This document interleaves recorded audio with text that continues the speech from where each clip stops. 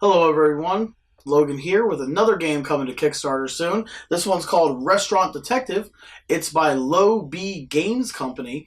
It's a game that's a kind of like Clue, where there's a food thief in the restaurant, and one player plays as the guest who has had their food stolen by the food thief.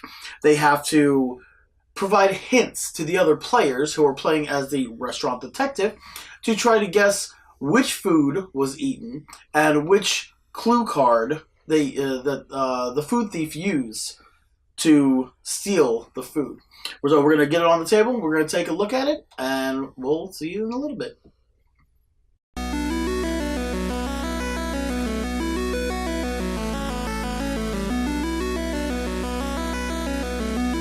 So here's the prototype for Restaurant Detective. Remember, anything can change during this Kickstarter.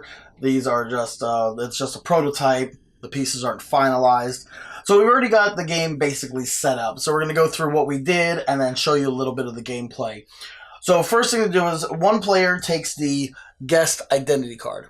That will be me, Logan. How you doing? So I'm going to be the guest, and then you take the rest of them, depending on the amount of players. You have to take the food thief card, and then the rest of the cards are going to be restaurant detectives. So we've chosen one food thief card, and then since we have 4 players here, we got Sheba sitting right here, Sheba the cat, and then we got Blunicorn is sitting over here in the spot right here. So we got set up for 2 players. Sheba's over here. Then you can see him at the end of the table. So we've got, since 4 players, I don't count because I've already got the guest card. So we take the 1 food thief card and 2 other of the restaurant detective cards, and we shuffle those 3 together and randomly dealt them out. Well, at least they're random to you. I know which ones are which. So, everybody's got their identity. Sheba's got hers, Blunicorn's got his, and then Gothy's got hers over there. Then you go ahead and you shuffle randomly and you deal out staff cards, because everybody plays a staff member in the game, and you're trying to figure out who was the food thief. It plays it's kind of like a concept of Clue, but it's a little bit different. We'll go through it. So all 3 of the other players, other than the guest, have their staff identity.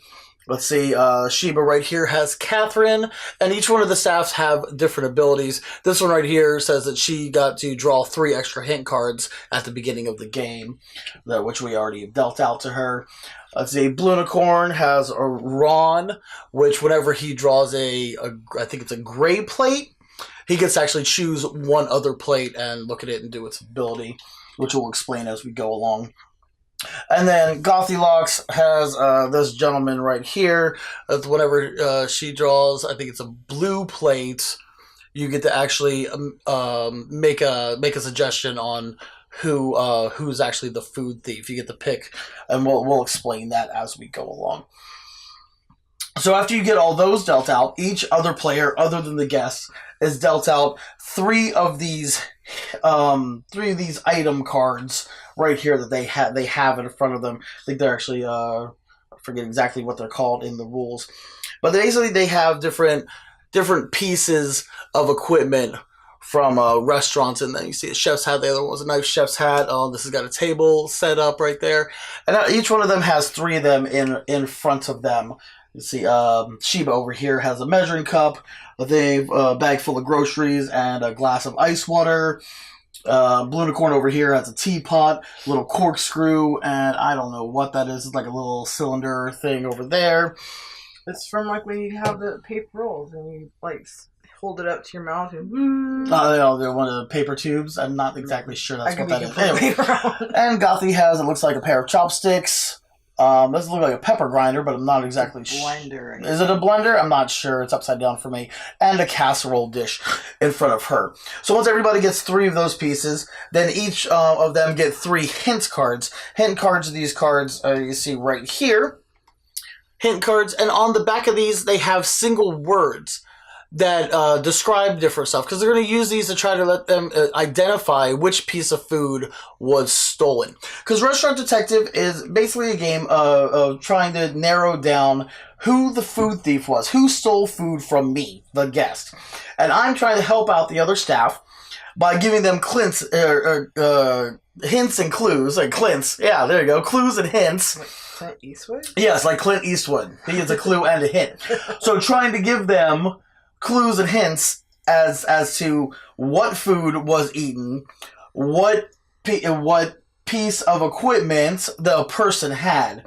And the food thief's role is to actually be trying to deter everybody else by deceiving them with their different hint cards, giving the wrong hints or the wrong guesses and stuff like that. Because all the restaurant detectives over here are able to collaborate and talk between themselves about the different stuff, and the food thief is the one that's going to be, trying to sidetrack them.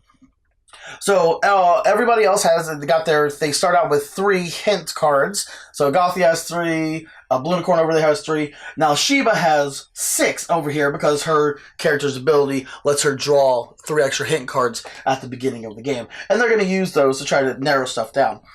So now that we got that all taken care of, that's the player setup. We've dealt out 6 of these plates, these dish cards, right? I mean, sorry, not 6, 12 of these plate cards out onto the board. And the plate cards have like different abilities and different colors, different symbols on the other side of them. You can say some of them are red. Before we dealt these out on the table, I separated out all the red ones, shuffled them up, and as the guest, I drew one right here, which is secret that only I know. And I'm keeping it to the side because that'll come in play in a little bit. And then I shuffled all the rest of them together and dealt out the 12 on the board. And back to the cards, you can see they got different colors and abilities. This one is gray, and I'd have to check the rule book for the different ability on it. I think it's like -2 hint cards, or you have to discard 2 hint cards. Some of these haven't come up in play. This one is a blue card. You see that it corresponds to Gothy's guy's ability over there. You see, and it's kind of hard to tell, or at least with the prototype. I hope they change this in the game. This is the blue card, and this is a gray card, and they're kind of the same. When we were first playing through this, we couldn't really tell them the word. Like, wait, what is that? Gray? No, that's blue. So I'm hoping they kind of darken the blue. It is darker in the rule book. Well, I think because when we were playing, we didn't have our lights set up and everything. Yeah, lights up. It might be better. Yeah, with the lighting, lighting setup we have. Yeah.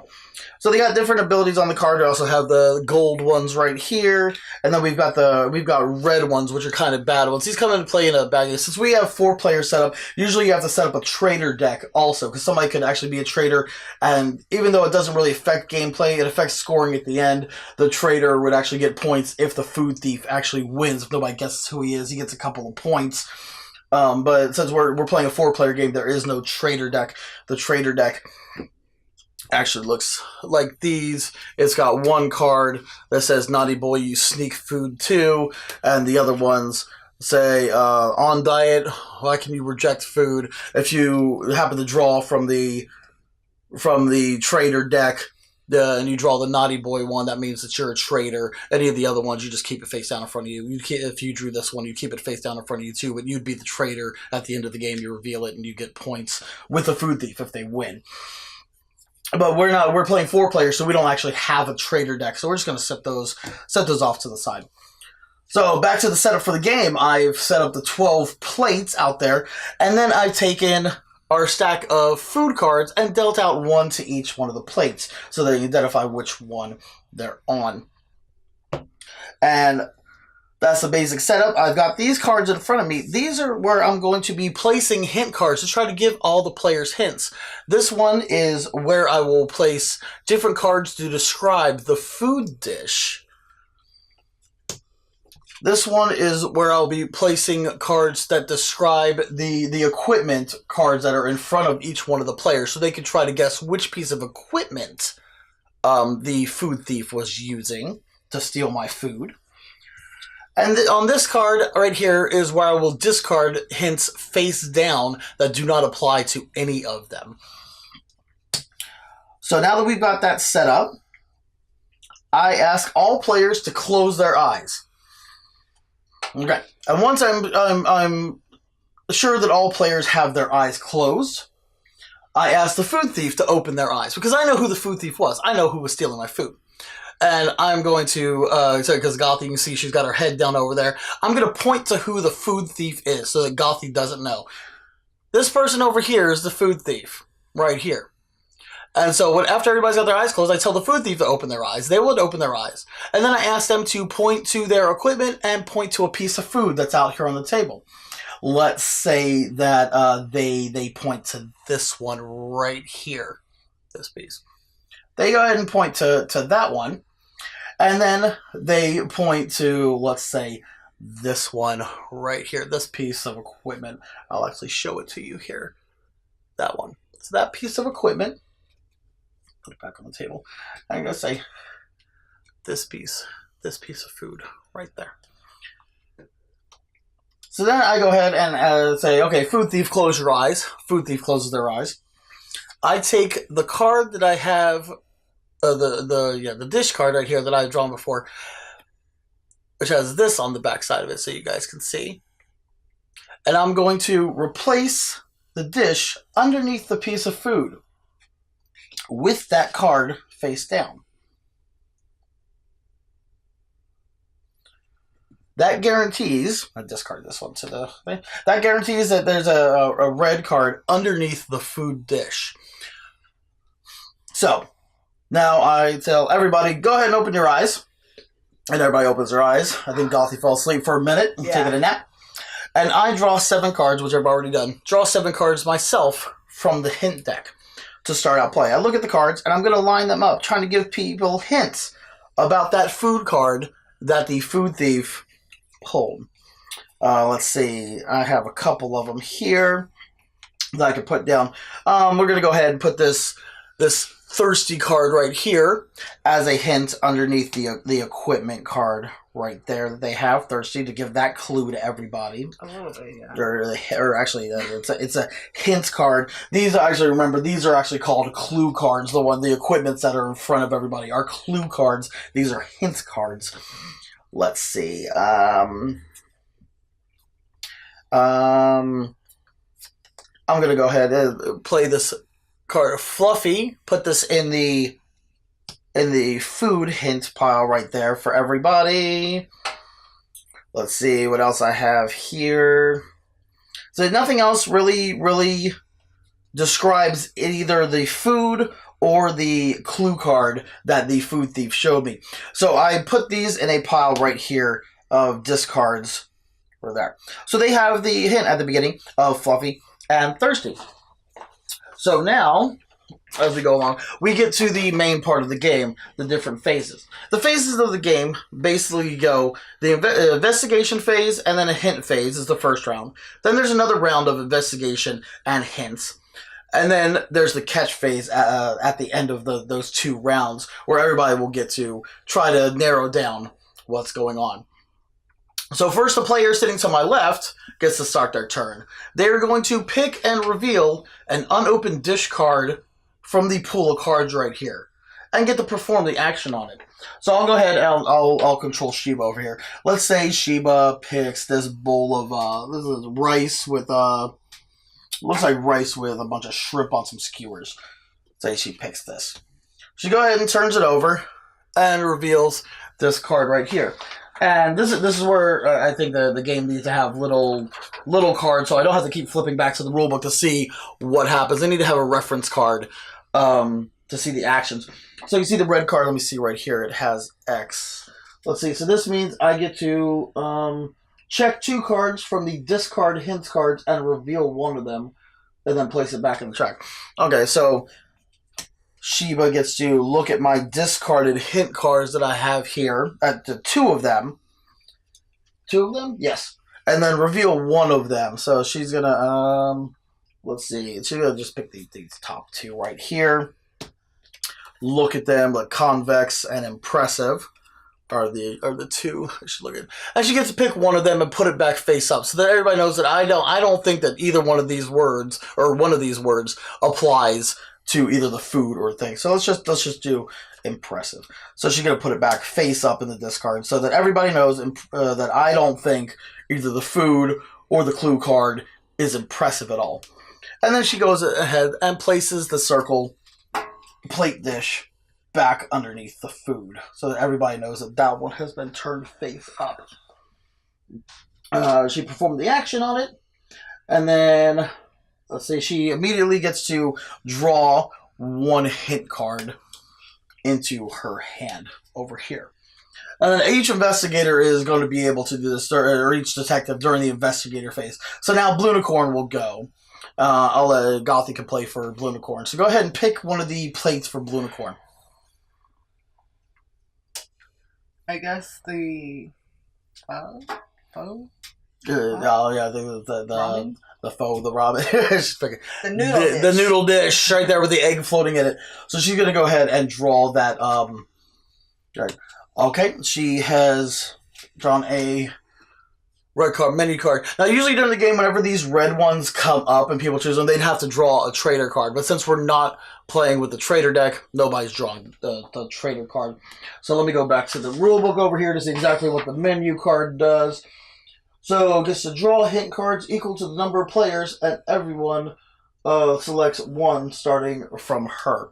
Or from him, sorry, Blunicorn's boy. So there is 3 players, because I don't count because I'm the guest.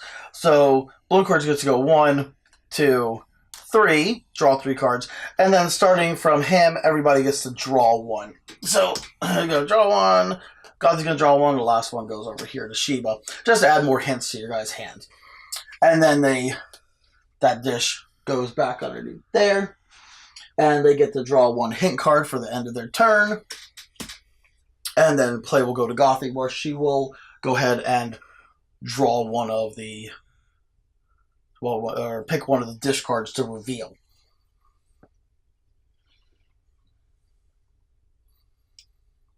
I think really is fluffy. Yeah, so she's trying to pick a fluffy dish, fluffy. So she's gonna pick the burger to flip over this dish card, and this is. Is this a gray one? I'm pretty sure this is a gray one. Yeah. Discard, yeah. This is a gray discard. Randomly discard 1 hint card, and it goes out of the game. So she will have to randomly discard one of her hint cards. She's going to shuffle up. Pick one. And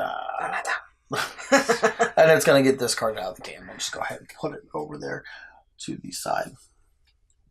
Okay. And then she'll get to draw a hint card. So that's the end of the first investigation phase of the first round. Now it goes to the hint phase. And in the hint phase, each one of the players will look at their hint cards and give them to me face down. And I will have to put them on my track right here if I think they apply, or put them in discard. So let's see. Let's see, Sheba's gonna give me this card. I don't know what Blunicorn's gonna give me or what you're gonna give me. Alright,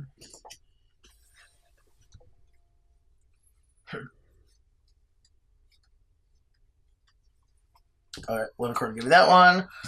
And then God give me that one. And then I look at them and see, because they're trying to narrow down.